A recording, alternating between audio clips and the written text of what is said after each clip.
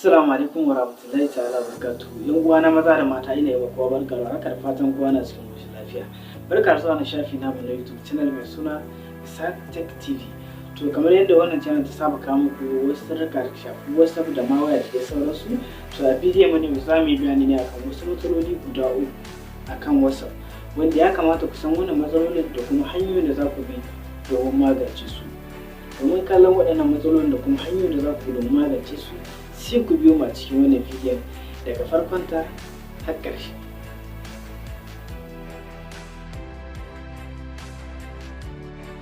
Na farko ko in ce matsala ta farko da ya kamata ku sani a WhatsApp da kuma hanyar da za ku bi domin magance ta shine misali kamar kuke gani ga WhatsApp dina, to bayan na dan shiga WhatsApp dina za ku nan jira ya buɗa mana normal. To kamar kuke gani bayan ya buɗa mana yanzu zan zo wajen staci na wayata. Kamar kuke gani bayan na shiga cikin staci, to yanzu haka na ɗora foto akan staci na wayata. To misali bayan na shiga cikin stacin, kamar kuke gani bayan na shiga, to inda za ku duba da kyau za ku ga wajen stacin akwai wata kurwa. Misali bari in koma da yake ba dan tsaya. To kamar kuke gani yanzu inda kun lura da kyau za ku ga wajen stacin akwai kurwa. Kun gane ta wannan kurwa? To kusan akwai lokuta da dama da zaka ga idan ka dora staci yana nuna maka kurwa, wanda wannan kurwa za ta sa idan mutane sun kalli stacin ka ba za ka iya ganewa wani ya kalla ba. To wannan kusan matsala mutane da dama na fama da ita, kuma idan ma bata taɓa faruwa da kai ba tana yiwuwa ta faru da wani uwanka. To hanyar da zaka bi domin magance wannan matsalar shine misali zaka zo wajen dage-dage guda uku ga sunan kamar da kuke gani, zaka danna. To bayan ka danna zaka shiga kan settings. Kun gani? Zaka shiga kan settings. To bayan ka shiga kamar da kuke gani kai tsaye zaka zo nan gurin da aka rubuta account. Kun gani? Wannan gurin da aka rubuta account zaka danna. To kamar kuke gani bayan ka danna shi sai ka zo kuma gurin da aka rubuta privacy. Kun gane shi sai ka danna. To bayan ka danna shi kai tsaye sai ka zo nan. Idan har ka ga wannan matsalar tana faruwa da kai ko tana faruwa da dan uwanka, to idan ka shigo wajen settings ka zo wajen privacy, to zaka isko nan gurin a rufe. Kun gane shi zaka isko shi a rufe. To idan ka isko shi a rufe kawai sai ka danna. To kamar da kuke gani bayan ka danna zaka ga ya bude. To idan ya bude inda zan koma baya kamar misali yanzu na dawo baya, to inda zan shiga kan staci na za ku ga wannan kurwa ba beta. Inda za ku duba da kyau za ku ga kurwar gata nan ta huta. To wannan ita ce hanya mafi sauki da za ka bi domin magance irin wannan matsalolin.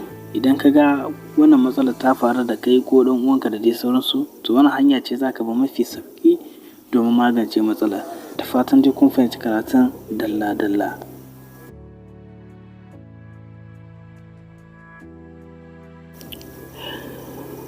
To yan uwana, kamar yadda muka nuna muku matsala ta farko da kuma hanyar da za ku bi domin magance ta, abu na biyu ko in ce matsala ta biyu wanda kusan mutane da dama na fama da ita shine misali bayan na shiga kan WhatsApp dina kamar haka, kamar da kuke gani inda zan je kan profile na wayata, misali ga profile, amma sa ku ga profile dina babu foto akai.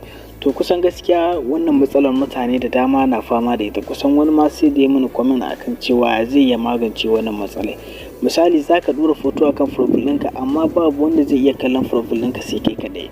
Kusan mutane kowa zai ringa ganin ai lambar ka babu foto akai, ma'ana profile na lambar wayarka ta WhatsApp babu foto. To sai a dinga ganin kamar baka dora foto bane, wasu har ma su dinga zaton kai blocking din su ne da dai sauransu. Wanda kusan wannan matsalar ba wai baka dora foto bane ko ka blocking din mutumin da dai sauransu, a'a akwai gurin da ya samu matsala akan WhatsApp ɗinka wannan iya kai kadai ne zaka iya kallon profile din wayarka, ma'ana na fotonka na status. Kusan mutane kowa ba zai gani ba. To a bidiyon mu ne ko in ce a yanzu za mu nuna muku yadda za ku magance wannan matsalar.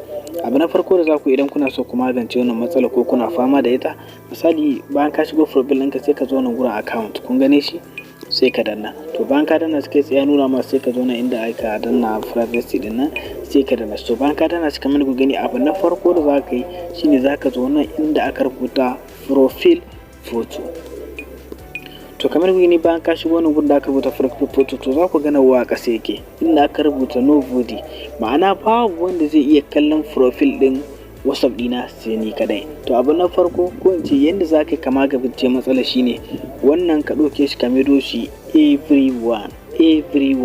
Idan ka maido shi everyone kamar haka, kamar da kuke gani, to kusan kowa zai iya kallon profile ɗinka ba tare da matsala ba.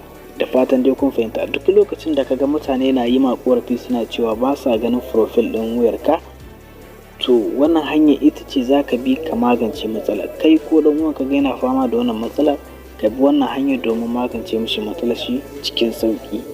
Bayan ka maido shi everyone ko kai sai za ka danna done, har ka gama, za ku ga komo everyone, ma'ana kowa ma zai iya kallon profile ɗinka. Amma idan yana nobody, to babu wani zai iya kallo sai iya kai kadai.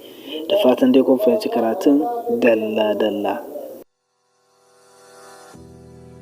To yan uwana maza da mata, bayan kun kalli abubuwa ko in ce bayan kun kalli matsaloli guda biyu da kuma hanyoyin da za ku magance su, abu na uku da nake so ku sani akan WhatsApp shine ba wai matsala ba ce, amma ya kamata ku san wannan abin.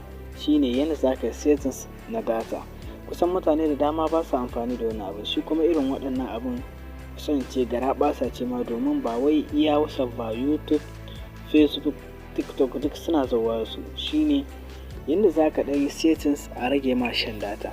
To idan kana so ka yi wannan tsarin shine za ka danna nan.